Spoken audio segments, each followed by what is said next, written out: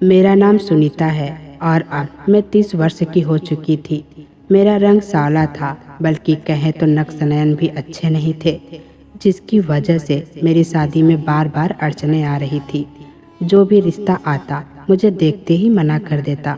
इस वजह से मेरे माता पिता बेहद चिंतित रहते थे। मेरे पेरेंट्स चाहते थे कि मेरी शादी किसी अविवाहित युवक से हो, लेकिन मेरे रंग रूप और उम्र को देखकर अक्सर मेरे लिए रिश्ते ऐसे ही आते थे, जो या तो पहले से शादीशुदा होते या फिर उम्रदराज और कई बच्चों के पिता। मेरे माता पिता इस बात से बेहद दुखी थे। वो हमेशा कहते कि बेटी हमारे लिए बोझ नहीं है, जब सही रिश्ता मिलेगा तभी उसकी शादी करेंगे। लेकिन धीरे धीरे मेरी उम्र बढ़ती जा रही थी और चेहरे पर उम्र की लकीरें साफ नजर आने लगी थी। आस पड़ोस और रिश्तेदारों ने भी कहना शुरू कर दिया कि जैसा भी रिश्ता मिल रहा है हाँ कर दो, वरना आगे चलकर और मुश्किल हो जाएगी। इसी दबाव और चिंता के चलते मेरे माता पिता ने एक ऐसे व्यक्ति का रिश्ता स्वीकार कर लिया जिसकी पहले की शादी से 2 जवान बेटियां और एक बेटा था। उस व्यक्ति का रिश्ता हमारे किसी जान पहचान वाले ने सुझाया था। उसने मेरे पिताजी को लड़के की तस्वीर दिखाई। लड़का देखने में आकर्षक और साफ सुथरा था। देखकर कोई नहीं कह सकता था कि वो 3 बच्चों का पिता है। मेरे पिताजी ने उसे पसंद कर लिया और मेरी तस्वीर भी उनकी तरफ भेज दी गई। उन्होंने भी मुझे स्वीकार कर लिया और इस तरह मेरी शादी सादगी के रूप में तय हो गई। शादी के कुछ दिन पहले मैंने गौर किया कि मेरे माता पिता बहुत चिंतित और भावुक थे। बार बार मुझे देखकर रोते और यही समझाते कि बेटी ससुराल को ही अब अपना घर समझना और हर परिस्थिति में समझदारी से निभाना। मैं समझ गई थी कि उनके मन में कई आशंकाएं थी जिन्हें वो शब्दों में कह नहीं पा रहे थे। शादी के बाद जब मैं ससुराल पहुंची तो वहाँ के हालात देखकर मुझे हैरानी हुई। दोनों बेटियां बेहद सुंदर थी और बेटा अजीब से पहनावे में था, कान में कुंडल पहने हुए जैसे कोई गुंडा हो। मैंने सोचा शायद यह आजकल का फैशन हो। मेरे पति की माँ भी घर में ही थी, लेकिन यह बात मुझे खटकने लगी कि जब वो मौजूद थी तो शादी तय होते समय हमारे घर क्यों नहीं आई। न ही उन्होंने मुझे लेने के लिए मायके का रुख किया। मुझे सीधे मंदिर से ससुराल लाया गया, जहाँ शादी की रस्में पूरी हुई और फिर मैं अपने नए घर में दाखिल हो गई थी। मेरी सास पहली नज़र में ही काफ़ी कड़वी और रौबदार लगी, जैसे आने वाले समय में मेरे लिए मुश्किलें खड़ी कर सकती थी। मैं अपने कमरे में गई तो कुछ देर बाद मेरे पति आ गए और मुझसे अच्छे से पेश आए। यही वो पल था जहाँ से मेरी नई जिंदगी की शुरुआत हुई। एक ऐसी जिंदगी जिसके हर मोड़ पर मुझे धैर्य, समझदारी और हिम्मत से काम लेना था। जब मैंने पहली बार अपने पति को देखा तो वो मुझे बेहद पसंद आ गए। उस पल के बाद मैंने कभी पीछे मुड़कर नहीं देखा और मन ही मन तय कर लिया कि अब मुझे किसी और की तरफ ध्यान देने की ज़रूरत नहीं है। मुझे यही लगा कि जब मेरा जीवन साथी इतना अच्छा है तो बाकी चीज़ों की कोई अहमियत नहीं रह जाती। लेकिन एक बात जो मुझे शुरू से ही परेशान कर रही थी वो एक कि मेरे पति की उम्र करीब 40 साल के आसपास लगती थी, फिर भी उनके बच्चे 25 से 30 साल के जवान कैसे हो सकते हैं। ये बात मुझे लगातार उलझन में डाल रही थी। मैं जैसे ही ससुराल आई मेरे मन में कई सवाल उठने लगे और मेरा दिमाग अलग अलग दिशा में दौड़ने लगा। थोड़ी देर बाद मेरे पति मुझसे थोड़ी बातें करके कमरे से बाहर चले गए। उनके जाने के बाद मेरी सास और मेरे पति की बेटियां कमरे में आईं। मुझे हैरानी तब हुई जब उनकी दोनों बेटियां, जो अब तक कुंवारी थीं, मुझे मम्मी कहकर बुलाने लगी। यह सुनकर मुझे थोड़ी अजीब सी भावना हुई। फिर मेरी सास ने बेटियों से कहा, चलो बेटा, बहू से थोड़ी बात करनी है। मेरी सास दिखने में थोड़ी रौबदार थी, भारी शरीर, गहरे लाल होठ, जैसे उन्हें पान खाने की आदत हो। वो मुझसे बोली, बेटी इस घर में तुम्हें कभी किसी चीज़ की कमी नहीं होगी। इन बच्चों को बचपन से माँ का प्यार नहीं मिला, क्योंकि उनकी माँ उन्हें छोड़कर बहुत पहले चली गई थी। तब से मेरा बेटा बहुत टूट गया था। हम सब ने उसे समझाया कि दोबारा शादी कर लो, ताकि उन्हें भी कोई अच्छा जीवन साथी मिल जाए और बच्चों को भी एक माँ की साया मिल सके। अब से तुम ही इन बच्चों की माँ हो। फिर उन्होंने मुझे गले लगाया, जैसे मैं उनकी बहू नहीं बल्कि खुद की बेटी हूँ। मुझे उस पल थोड़ी राहत मिली कि शायद ये लोग अच्छे हैं और मुझे इस घर में अपनाएंगे। कुछ देर बाद मेरे पति फिर कमरे में आए और मुझसे बोले, तुम्हें मेरी माँ, बेटा और दोनों बेटियों का अच्छे से ध्यान रखना होगा। मैंने मुस्कुराते हुए सिर हिलाया और फिर उनसे पूछा, आपके बच्चे इतने बड़े हैं, फिर भी आप तो उनके पिता जैसे लगते ही नहीं। मेरी बात सुनकर वो हंसने लगे और बोले, तुम ही नहीं, बहुत लोग मुझसे यही कहते हैं। दरअसल मैं हमेशा से ही अपनी सेहत का ध्यान रखता हूँ, रोज़ जिम जाता हूँ। फिटनेस मेरी ज़िंदगी का हिस्सा है। इसी वजह से उम्र का असर मुझ पर नहीं दिखता। जो लोग अपने शरीर का ध्यान रखते हैं वो कभी बूढ़े नहीं लगते। उनकी बातें सुनकर मैं बहुत प्रभावित हुई। तभी उन्होंने मुस्कुराते हुए कहा, मैं तुम्हें भी बहुत खूबसूरत बना दूंगा। वक्त के साथ तुम और भी निखरती जाओगी। मैं थोड़ा हिचकिचाते हुए बोली, मैं कैसे खूबसूरत हो सकती हूँ? मैं तो सांवली हूँ और आप इतने गोरे और स्मार्ट हैं। उन्होंने बड़े प्यार से कहा, ऐसी बात मत कहो। तुम्हारी सादगी, तुम्हारा दिल, ये सब चीज़ें मेरे दिल को भा गई है। रंग रूप तो बस नज़र का धोखा है। असली खूबसूरती इंसान के दिल और स्वभाव में होती है। उनकी बातों में इतना अपनापन और सच्चाई थी कि मेरा मन भर आया। उस पल मुझे लगा कि शायद मेरी ज़िंदगी की नई शुरुआत वाकई खूबसूरत होने वाली है। पति की बातों और व्यवहार से मैं बहुत खुश थी।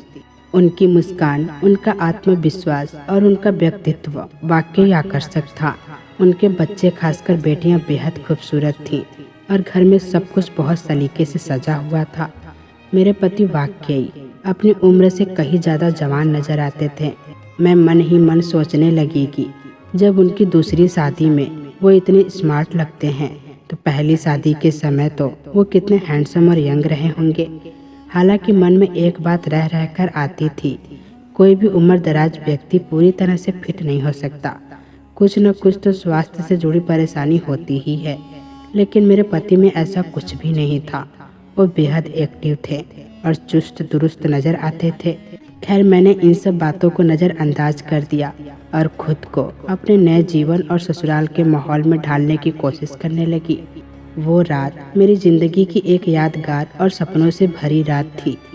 सुबह हुई तो दरवाजे पर दस्तक हुई। मैंने दरवाज़ा खोला तो देखा कि मेरी सास एक बड़ी सी ट्रे में नाश्ता लेकर खड़ी थी। उन्होंने कहा, बहू उठ गई, ये नाश्ता तुम्हारे लिए है। मैंने झिझकते हुए कहा, आपको तकलीफ क्यों उठानी पड़ी? मैं खुद उठकर नाश्ता बना लेती। वो मुस्कुराई और बोली, नहीं बेटा, नई बहू से पहले दिन ही रसोई में काम करवाना हमें अच्छा नहीं लगता। इतने में मेरे पति भी उठ गए और हम दोनों ने साथ बैठकर नाश्ता किया। मैंने हिचकिचाते हुए कहा, आज मेरी शादी का पहला दिन है, क्यों न कहीं बाहर घूमा जाए? उन्होंने मुस्कुराकर पूछा, कहाँ जाना चाहोगी? मैंने कहा, मैं अपने मायके जाना चाहती हूँ, माँ पापा से मिलना चाहती हूँ। इतना सुनते ही उनके चेहरे का हाव भाव बदल गया। उन्होंने गंभीर होते हुए कहा, शायद तुम्हें ये बात तुम्हारे घर वालों ने नहीं बताई कि शादी के बाद तुम अपने मायके वालों से या किसी भी रिश्तेदार से कोई संपर्क नहीं रख सकती। मैं स्तब्ध रह गई। मुझे लगा कि शायद वे मजाक कर रहे हैं, लेकिन उनके आंखों में मजाक जैसा कुछ भी नहीं था। मैंने धीरे से कहा, ऐसा नहीं हो सकता। वो बोले, हकीकत यही है, अब तुम इस घर की बहू हो, तुम्हारा अतीत अब पीछे रह गया है। मेरे दिल को गहरा झटका लगा। तभी मेरे आंखों के सामने वो सारे पल तैर गए जब मेरी विदाई के वक्त मेरा पूरा परिवार टूटकर रो रहा था। मैं अब समझ रही थी कि क्यों वो कुछ दिनों से इतने उदास थे। शायद वो मुझे कुछ बताना चाह रहे थे पर कह नहीं पाए। मैंने थोड़ा साहस जुटाकर अपने पति से पूछा, क्या ये शर्त आपकी थी या मेरे माता पिता की? उन्होंने सीधा जवाब दिया, ये शर्त मेरी थी और तुम्हारे घर वालों ने इसे खुशी खुशी मान भी लिया, क्योंकि उन्हें लग रहा था कि अब कोई और रास्ता नहीं बचा। उनकी यह बात सुनकर मेरा दिल बहुत दुखी हुआ। लेकिन इससे पहले कि मैं कुछ और कहती, उनके फ़ोन पर कॉल आने लगी। वो फ़ोन पर किसी से तीखे लहजे में बात कर रहे थे। हमने पहले ही शर्त रख दी थी, अब इस पर कोई बात नहीं होगी। मैं समझ गई थी कि कॉल शायद मेरे घर से ही आया था। मैं पास जाकर बोली, कृपया एक बार बात करवा दीजिए, मैं मिलने नहीं जाऊंगी, बस आवाज़ सुन लो। उन्होंने मेरी तरफ देखा और कॉल पर गुस्से में बोले, आज के बाद इस नंबर से कोई कॉल नहीं आनी चाहिए। अगर दोबारा फ़ोन आया तो मैं आपकी बेटी को तलाक देकर वापस भेज दूंगा। इतना कहकर उन्होंने कॉल काट दिया। मेरी आंखें भर आई। मैं धीरे से बोली, मैं नहीं जा सकती ठीक है, लेकिन क्या एक बार बात भी नहीं कर सकती थी?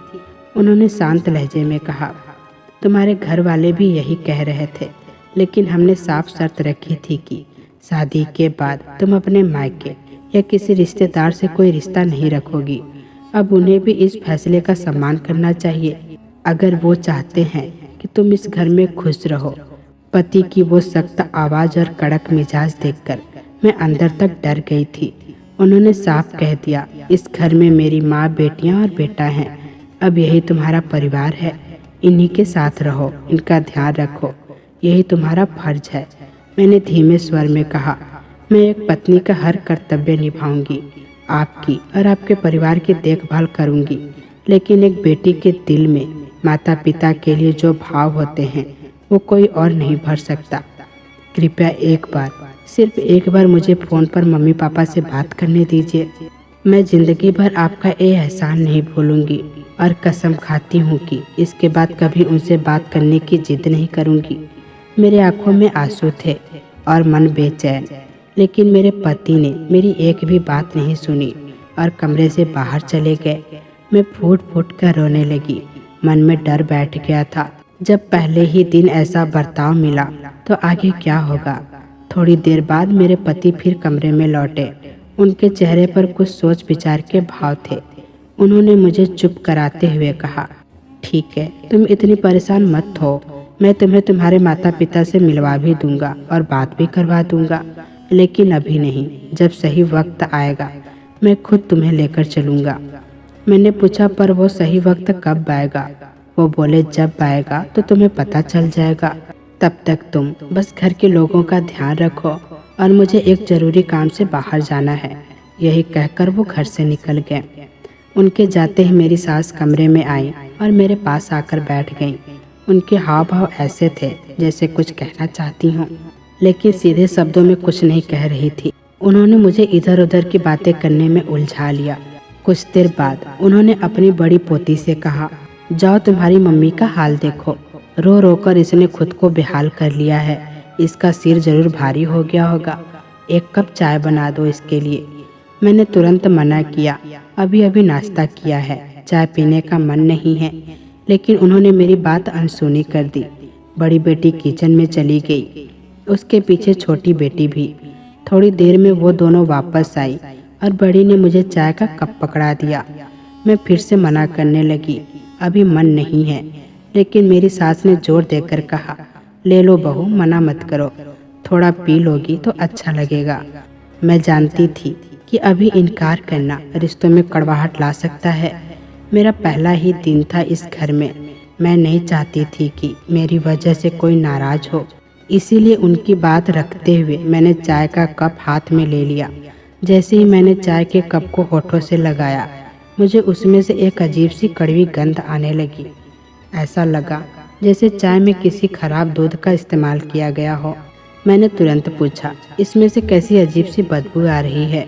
सासू माँ मुस्कुराते हुए बोली, नहीं बेटी, हम भला तुम्हें खराब दूध की चाय कैसे दे सकते हैं? हो सकता है दूध को फ्रिज में खुला छोड़ दिया गया हो और उसमें खाने की चीज़ की महक समा गई हो। तभी मेरे पति की छोटी बेटी भी वहाँ आ गई और व्यंग्य करते हुए बोली, अगर आप हमसे सच में लगाव रखती तो इस चाय से बदबू नहीं खुशबू आती।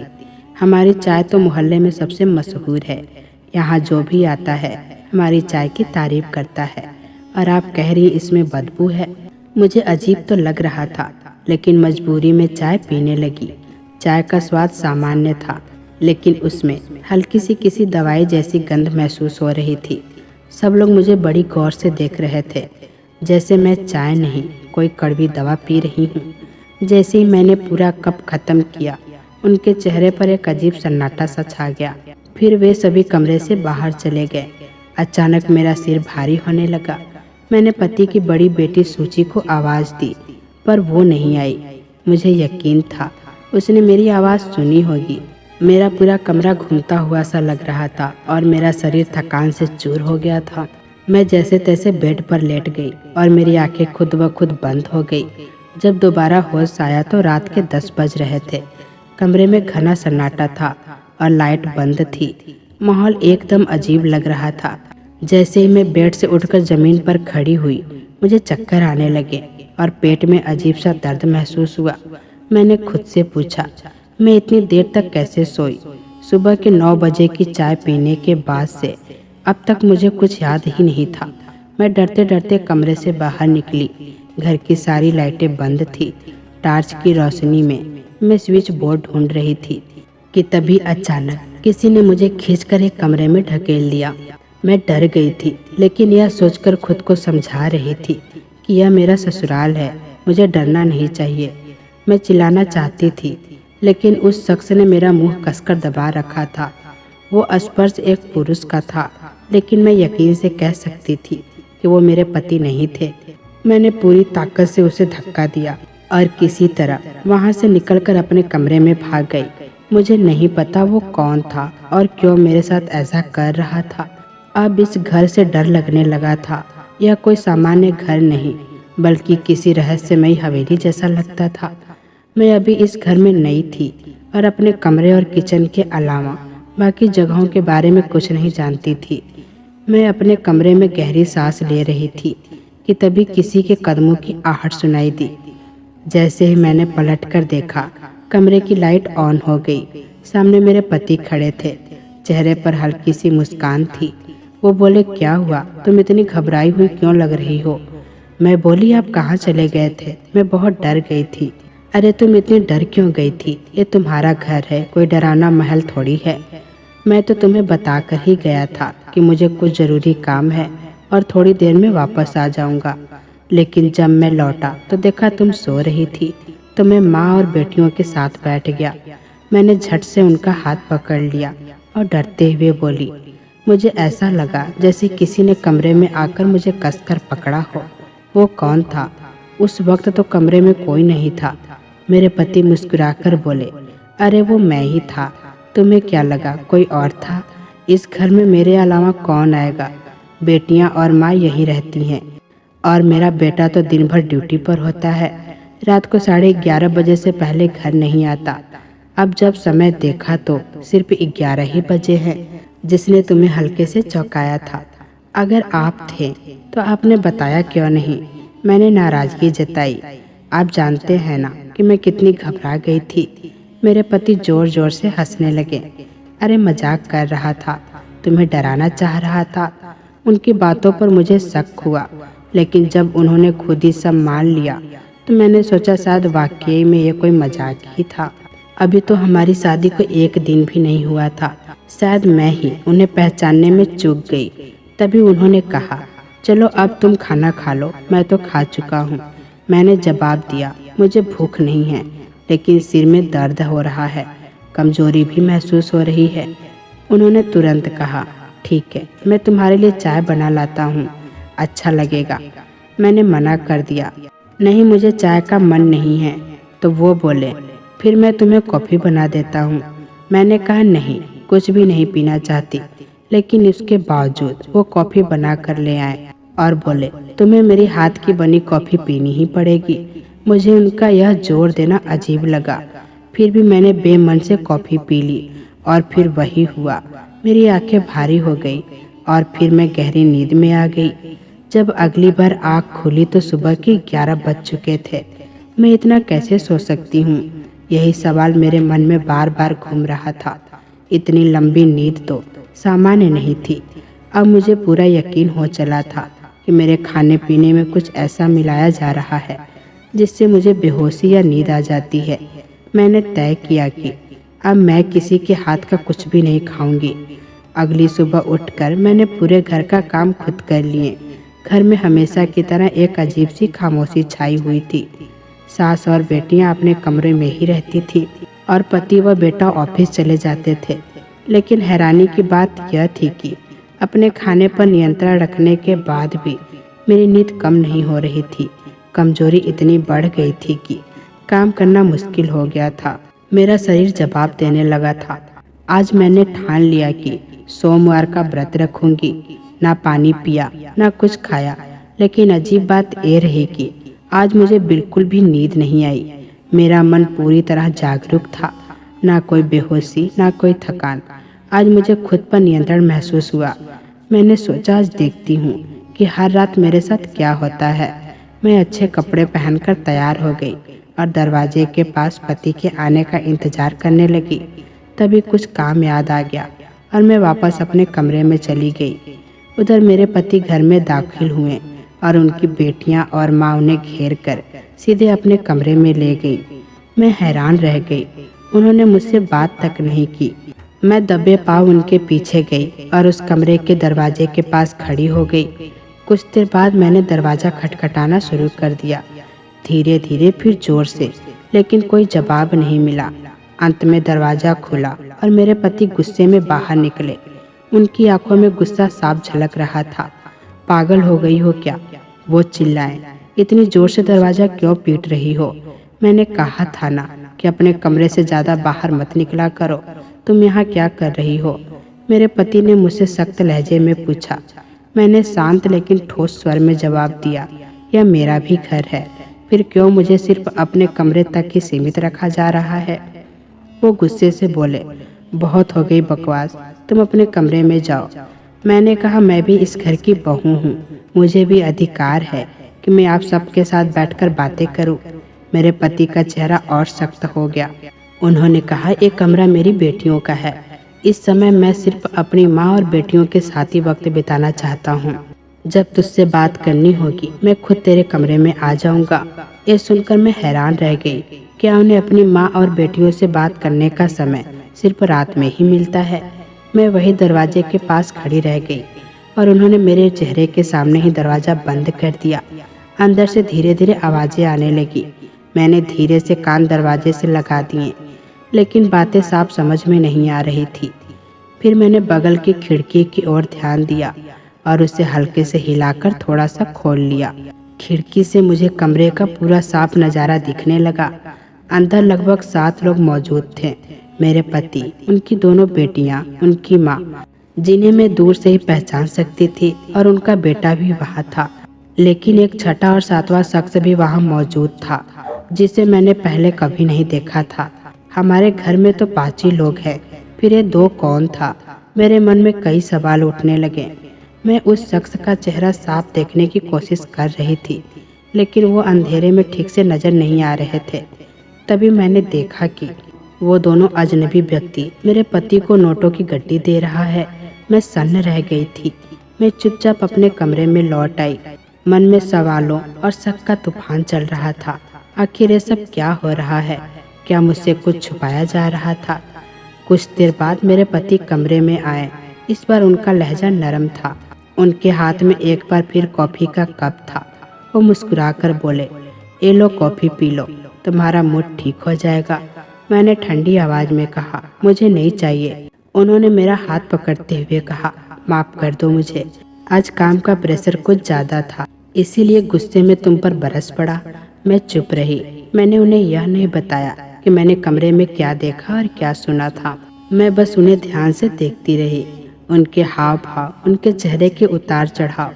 लेकिन जब उन्होंने मुझे ज़बरदस्ती कॉफ़ी पिलाने की कोशिश की, तब मेरा सब्र टूट गया। मैंने गुस्से से कहा, आखिर इस कॉफ़ी और चाय की इतनी ज़बरदस्ती क्यों?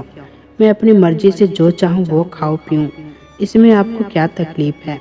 लेकिन इस घर में ज़बरदस्ती मुझे हर बार ये सब कुछ क्यों पिलाया जाता है? मैंने गुस्से और डर के मिश्रण से अपने पति से पूछा, कहीं ऐसा तो नहीं कि इस कॉफ़ी में कुछ ऐसा मिलाया गया हो जिससे मुझे बेहोश किया जाता है, या फिर मुझे ख़त्म करने की कोशिश की जा रही हो? मेरे सवाल पर मेरे पति तमतमा उठे। उन्होंने कहा, क्या तुम पागल हो गई हो? ये सब क्या सोच रही हो तुम? मैं तुम्हारी चिंता करता हूँ, इसीलिए तुम्हारे लिए कॉफ़ी लेकर आया था। भला मैं तुम्हें नुकसान क्यों पहुँचाना चाहूँगा?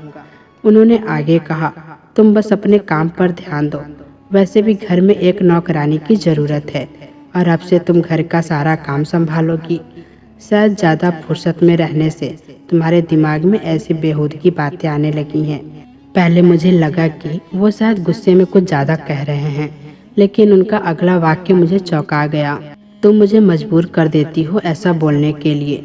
मैं तो तुमसे बहुत प्यार करता हूँ। मुझे पता है आज तुमने व्रत रखा है, इसीलिए तुम्हारे खुद के लिए कॉफ़ी बना कर लाया था, लेकिन तुमने मुझे नाराज़ कर दिया। अब मैं तुमसे बात नहीं करूँगा। उनके प्यार भरे शब्दों ने मेरे दिल को कुछ देर के लिए पिघला दिया। मैंने उनसे कहा, ठीक है, आप नाराज़ मत होइए, मैं कॉफ़ी पी लेती हूँ। मेरी बात सुनकर उनके चेहरे पर मुस्कान आ गई, लेकिन मुझे क्या पता था कि यही मेरी ज़िंदगी की सबसे बड़ी भूल होगी। जैसे ही मैंने कॉफ़ी पी, मुझे फिर वही अजीब सा नशा महसूस हुआ। मेरी आंखें भारी होने लगी और मैं फिर से बेहोश हो गई। वही सब कुछ दोबारा हुआ जो पहले कई बार हो चुका था। अब मुझे पूरा यकीन होने लगा था कुछ न कुछ तो मेरे साथ गलत हो रहा है। मैं धोखे में जी रही थी। मेरे पति की मीठी बातों के पीछे कोई गहरा राज छुपा था। अगली सुबह मेरी आंख 10 बजे खुली। बदन टूट रहा था, पेट में तेज दर्द हो रहा था और सिर भारी लग रहा था। मैं धीरे धीरे बिस्तर से उठी और जैसे तैसे कमरे से बाहर निकली। मेरे पति काम पर जा चुके थे। सास ने मुझे देखा तो बोली, बहू, अब तुम्हारी शादी को काफ़ी दिन हो गए हैं, अब घर की जिम्मेदारी तुम्हें ही उठानी होगी। मुझे घर के काम करने में कोई एतराज़ नहीं था, इसीलिए मैं सब कुछ करने लगी। मेरी एक बात ने मुझे भीतर ही भीतर खा डाला। घर में मेरी पति की दोनों बेटियां जवान थी, फिर भी वो हाथ तक नहीं लगाती थी। और सास, वो तो एक तरफ बैठकर बस पान चबाती रहती थी और हर वक्त मुझ पर नज़र रखती थी। मुझे शुरू से ही ये औरत बहुत अजीब लगी थी। उससे देखकर कहीं से भी नहीं लगता था कि वह मेरे पति की माँ है। उसकी आंखों में कुछ रहस्यमय सा था, कुछ डराना। फिर एक दिन जब मैं कपड़े धो रही थी, मैंने गौर किया कि मेरे पति का बेटा मुझे अजीब नज़रों से घूर रहा था। उसकी निगाहों में कुछ ऐसा था जिससे मैं असहज महसूस करने लगी। मुझे बेहद अजीब लगा, इसीलिए मैंने फौरन अपनी साड़ी को ठीक करते हुए पेट को ढक लिया। आज उसका ऑफिस से छुट्टी का दिन था, इसीलिए वो घर पर ही था। मैं रसोई में खाना बना रही थी, तभी मुझे अचानक ऐसा लगा जैसे किसी ने मेरी कमर पर हाथ रखा हो। मैं घबरा गई। जैसे ही पलटी, देखा कि मेरे सामने वही लड़का खड़ा था। मेरी नज़र उसके चेहरे पर पड़ी। वो घबरा गया था, चेहरा सफ़ेद पड़ गया था। मैंने सख्त लहजे में पूछा, क्या चाहिए तुम्हें, ये क्या हरकत है? वो हड़बड़ाते हुए बोला, नहीं मम्मी, मैं तो बस पानी पीने के लिए आया था, मुझे प्यास लगी थी, बस मैं जा रहा हूँ। और फिर वो बिना कुछ कहे तेजी से किचन से निकल गया। मेरे हाथ कांपने लगे थे। मैं अंदर से डर और घबराहट से भर चुकी थी। इस घर का माहौल मुझे दिन पर दिन अजीब लगने लगा था। घर की बाकी लड़कियां, यानी मेरे पति की बेटियां, कुछ कम नहीं थीं। उनके पहनावे इतने तंग और छोटे होते थे कि वो किसी फिल्म हीरोइन की जैसी लगती थी। उनके कपड़े शरीर का बहुत कुछ दिखा देता था, जिससे मेरे मन में कई बार असहजता होती थी। एक दिन दरवाजे पर दूध वाला आया और मैं दूध लेने बाहर गई। गली में कुछ औरतें खड़ी थीं जो मुझे देखकर आपस में कुछ फुसफुसा रही थी। मैं जैसे ही दूध लेकर वापस मुड़ी, उन औरतों में से एक मेरी तरफ बढ़ आई और बोली, तुम्हें पहले कभी नहीं देखा इस घर में, क्या नई नई आई हो? मैंने थोड़ा संभलते हुए जवाब दिया, हाँ, मैं इस घर की बहू हूँ। मेरे इतना कहते ही वो औरतें आपस में देखने लगी और उनमें से एक ठहाका मारते हुए बोली, अरे बहू, इस घर में न जाने कितनी बहुएं आ चुकी हैं, हर महीने एक नई बहू आती है। मैं उनके इस जवाब से चौंक गई। मैं कुछ और पूछने ही वाली थी कि तभी पीछे से किसी ने मेरा हाथ पकड़ा और अंदर की ओर खींच लिया। पीछे मुड़कर देखा तो मेरी सास थी। उन्होंने झट से मुझे अंदर धकेल दिया। मेरा दूध से बर्तन हाथ से गिरते गिरते बचा, हालांकि थोड़ा सा दूध फर्श पर गिर भी गया। दरवाज़ा बंद करते हुए उन्होंने भीतर से कुंडी लगाई और मुझे घूरते हुए डांटना शुरू कर दिया, तुझे कितनी बार मना किया है कि मोहल्ले में इधर उधर ताक झाक मत किया कर। अगर तेरे पति को पता चला कि तू बाहर खड़ी होकर पड़ोस की औरतों से गप्पे कर रही थी तो बहुत बुरा होगा। उनकी आवाज़ में जो शक्ति और डर था उसने मुझे चुप करवा दिया, लेकिन मेरे मन में अब एक और सवाल गहराने लगा था, क्या सचमुच इस घर में मुझसे पहले भी और बहुएं आई थी और अगर हाँ तो फिर वो कहाँ है? मैंने सास से कहा, मैंने ऐसे क्या गलत किया? दूध वाला दरवाजे की घंटी बजा रहा था और घर में किसी ने नहीं सुना, इसीलिए मैं खुद दूध लेने आ गई। क्या यह कोई पाप है? मेरी सास का चेहरा गुस्से से तमतमाया हुआ था। वो कहने लगी, तुझे कितनी बार मना किया गया है कि बाहर किसी से बात नहीं किया कर। अगर यह बात तेरे पति को पता चल गई तो तेरा पति तेरा क्या हाल करेगा तू सोच भी नहीं सकती। उस दिन मेरी सास ने काफ़ी हंगामा किया। मुझे अब इस घर पर और इन लोगों की नीयत पर शक होने लगा था। मैं सोच में पड़ गई थी कि गली की औरतें मुझे देखकर क्या इशारा कर रही थी। शायद वही कुछ सच्चाई जानती थी जो अब तक मुझसे छुपाई जा रही थी। मैंने एक मौका तलाशा और रात को छत पर चली गई जब घर के सभी लोग गहरी नींद में थे। घर की सामने वाली छत पर पत्थर मारने लगी ताकि किसी की नज़र मुझ पर पड़े। कुछ देर बाद एक औरत खिड़की से झांकी तो मैंने उसे इशारा कर अपनी छत पर बुला लिया। हमारी छत आमने सामने थी। वो औरत छत पर आई तो मैंने धीरे से कहा, आज आपने गली में मेरे बारे में कुछ कहा था। मैं इस घर की सच्चाई जानना चाहती हूँ। कृपया मुझे सब कुछ बताइए। मैं बहुत तकलीफ में हूँ। वो औरत बोली, मैं तुम्हें सब कुछ बताऊंगी, लेकिन मेरा नाम कभी सामने नहीं आना चाहिए। मैंने वादा किया। उसने जो बताया वो सुनकर मेरे होश उड़ गए। यह घर एक आम घर नहीं है, बल्कि एक धंधे की जगह है। वो आदमी जिसे तुम अपना पति मानती हो, असल में तुम्हारा पति है ही नहीं। यहाँ रहने वाली औरत एक बाई है और वो दोनों लड़कियाँ उसकी साथी हैं। ये लोग भोली भाली लड़कियों को शादी या प्यार का झांसा देकर यहाँ लाते हैं या कभी कभी उन्हें अगवा कर लाते हैं। तुम पहली नहीं हो। इस घर में हर महीने एक नई लड़की आती है। उन्हें नशीली चीज़ें देकर बेहोश किया जाता है और फिर उनकी कीमत लगाकर दरिंदों को बेच दिया जाता है। जब तक लड़की को होश आता है सब कुछ खत्म हो चुका होता है। मैं स्तब्ध रह गई थी। मेरा शरीर काँप रहा था। मैंने पूछा, इस घर में वो लड़का कौन है जो खुद को मेरा सौतेला बेटा बताता है? उसने कहा, वो उस बाई का बेटा है। उसका काम ही है घर की हर लड़की पर नज़र रखना, कहीं कोई भाग न जाए। यही उनका पूरा धंधा है। उसने मुझे चेतावनी दी, अगर तुमने जल्दी कोई कदम नहीं उठाया तो ये लोग तुम्हें भी कहीं का नहीं छोड़ेंगे। तुम ठीक लगती हो, इसीलिए मैं तुम्हें यह सब बता रही हूँ। लेकिन मैं सन्न खड़ी रह गई थी। अब मेरी आंखें खुल चुकी थी। मैं जान चुकी थी कि ये लोग कौन हैं। यह मेरा ससुराल नहीं था, यह गिरोह था जो लड़कियों को फंसाकर उनका शोषण करता था। मैं अपने कमरे में आई और चुपचाप अपने पति का मोबाइल फ़ोन उठाकर पुलिस को कॉल किया। मैंने उन्हें सब कुछ बता दिया। मैं चाहती थी कि ये लोग रंगे हाथों पकड़े जाएं। मैंने पुलिस को वही वक्त बताया जब ये लोग आमतौर पर मेरे साथ घिनौना काम करते थे। अगले दिन रात को जैसे ही उसने मेरे सामने कॉफ़ी रखी, मैंने मुस्कुराकर उससे कॉफ़ी ले लिया और ऐसा दिखाया जैसे मैं पी रही हूँ। जैसे ही उसका ध्यान हटा, मैंने वो कॉफ़ी धीरे से बिस्तर के पीछे गिरा दी और खुद को बेहोश दिखाने लगी। जैसे ही वो आदमी कमरे से बाहर गया और किसी दरिंदे से मेरी कीमत तय करने लगा, मैं सचेत रही लेकिन अपनी आंखें बंद रखी। कुछ देर बाद ही एक आदमी मेरे कमरे में आया और मेरे शरीर को छूने लगा। तभी अचानक दरवाजे पर जोर की आवाज़ हुई। पुलिस की रेड हो चुकी थी। पुलिस ने पूरे गिरोह को रंगे हाथों पकड़ लिया था। उस आदमी ने जो मेरे साथ गलत करने आया था, पुलिस के सामने सब कबूल कर लिया कि उसने मेरी बोली लगाई थी। अब पुलिस के पास उन दरिंदों के खिलाफ पुख्ता सबूत थे। मोहल्ले के कई लोगों ने भी आगे आकर गवाही दी। आखिरकार पुलिस ने पूरे गिरोह को गिरफ्तार कर लिया। मैं अपने माता पिता के घर लौट आई थी। जब मैंने अपने माँ बाप को इस पूरी सच्चाई से अवगत कराया तो वो बेहद दुखी और शर्मिंदा हो गए। उन्होंने कहा, हमें उसी वक्त शक हो गया था जब उस लड़के ने शर्त रखी थी कि शादी के बाद हम अपनी बेटी से कोई रिश्ता नहीं रख पाएंगे। लेकिन हमने कभी सोचा नहीं था कि कोई इंसान इतनी नीचता पर उतर सकता है। अब वे सभी सलाखों के पीछे थे और मैं अपने घर लौट आई थी। हालांकि उस अनुभव ने मेरे भीतर एक गहरी चोट छोड़ दी थी। आज तक मैंने दोबारा शादी नहीं की और सच कहूँ तो अब शादी का नाम सुनते ही डर लगने लगता है। मैं अपने बुजुर्ग माता पिता के साथ रह रही हूँ और उनकी देखभाल कर रही हूँ।